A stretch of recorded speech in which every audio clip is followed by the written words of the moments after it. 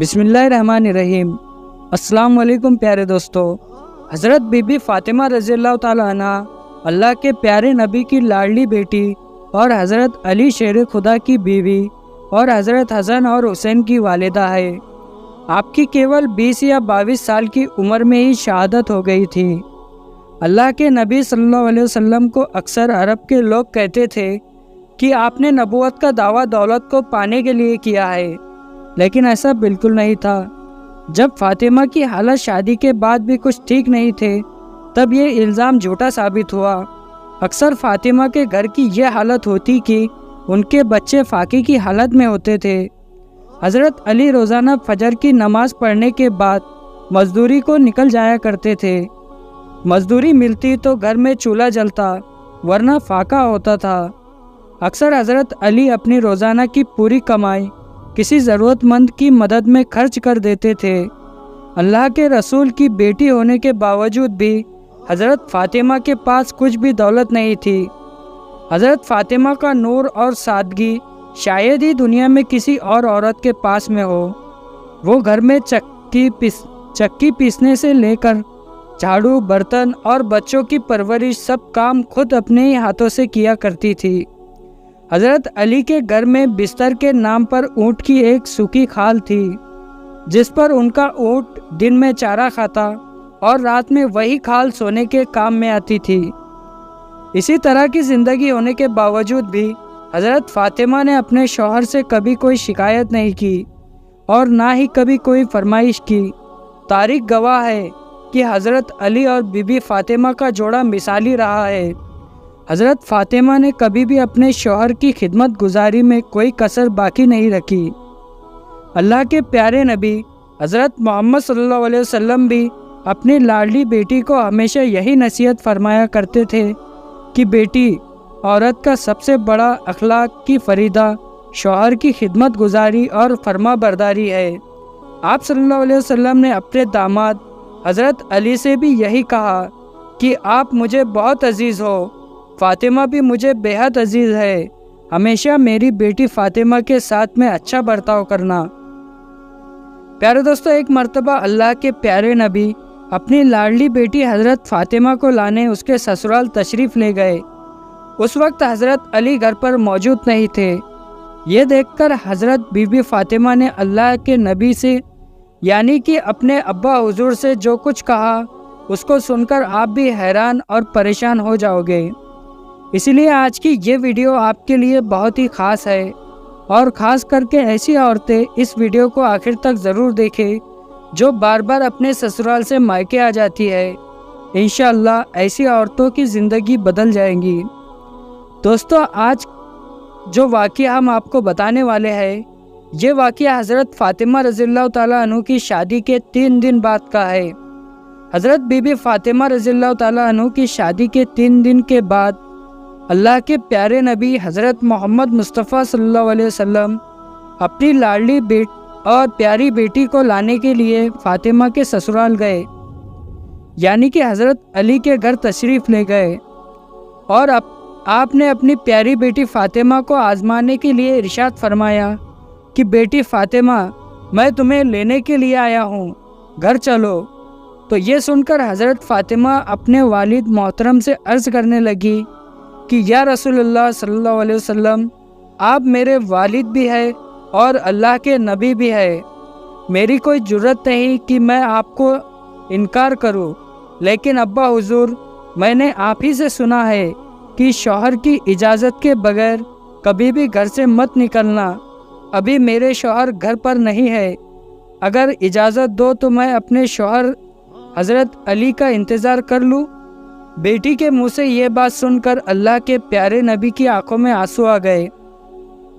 آپ نے اپنی عہد کو سمیٹا اور پھر اللہ کے رسول وہیں پر یعنی کہ وہی کچی زمین پر دیوار سے ٹیک لگائے ہوئے بیٹھ گئے اور حضرت علی کا انتظار کرنے لگے۔ آج یہ بھی بڑی عجیب بات تھی کہ حضرت علی بھی گھر بڑی دیری سے آئے۔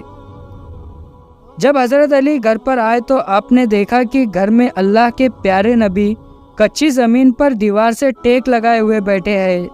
یہ دیکھ کر آپ رضی اللہ تعالیٰ عنہ بڑے حیران ہوئے اتنے میں اللہ کے پیارے نبی حضرت محمد مصطفیٰ صلی اللہ علیہ وسلم نے اپنے داماد حضرت علی سے پوچھا، اے علی، اگر اجازت دو تو میں اپنی بیٹی فاطمہ کو گھر لے جاؤں؟ یہ سن کر حضرت علی پھوٹ پھوٹ کر رونے لگے اور عرض کرنے لگے، یا رسول اللہ، میرا رنگ روپ کچھ بھی نہیں، میری آج جتنی بھی عزت ہے وہ سب آپ کے قدموں کی برکت سے ہے۔ یا رسول اللہ، پھر میں آپ کو کیسے اجازت دوں؟ یہ کیسے ہو سکتا ہے؟ یہ سن کر اللہ کے پیارے نبی حضرت محمد صلی اللہ علیہ وسلم نے ارشاد فرمایا، علی، میں نے فاطمہ کو سکھایا ہے کہ بیٹی کبھی بھی شوہر کی اجازت کے بغیر گھر سے نہ نکلنا، ہمیشہ اپنے شوہر کی اطاعت کرنا۔ اسی لیے فاطمہ کہتی ہے کہ ابا جان، جب تک میں اپنے شوہر حضرت علی سے گھر جانے کی اجازت نہ لے لوں تب تک میں گھر سے نہیں جاؤں گی۔ یہ سن کر حضرت علی عرض کرنے لگے، یا رسول اللہ، آپ دعا کرنا اللہ پاک فاطمہ کے ان اعمال کی برکت سے مجھے کل قیامت کے دن بھی کامیابی عطا فرما دے۔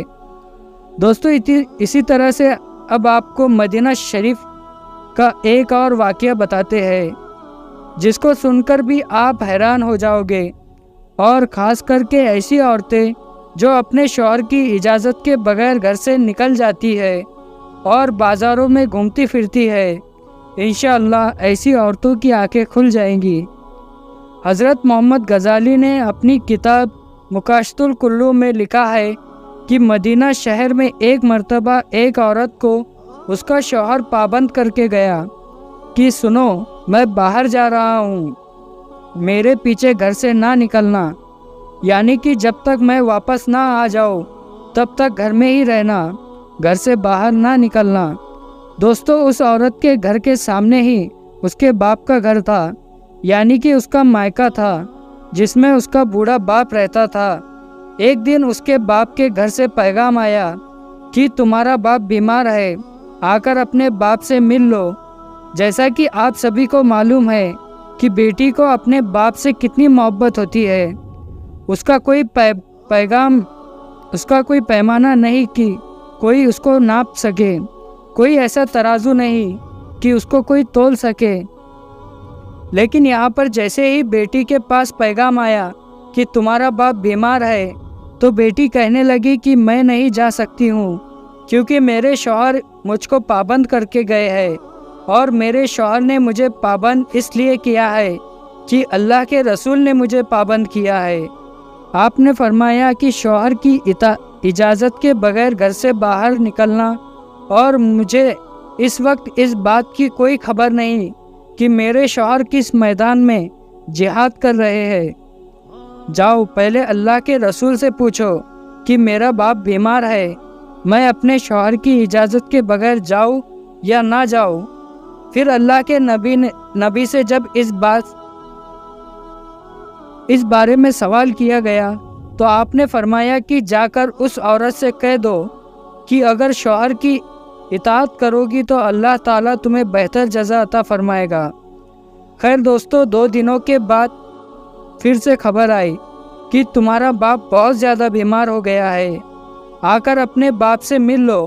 عورت نے پھر اللہ کے نبی سے پتہ کیا تو آپ نے پھر فرمایا کہ جا کر اس عورت سے کہہ دو کہ اگر اپنے شوہر کی اطاعت کرو گی تو اللہ بہتر جزا عطا فرمائے گا۔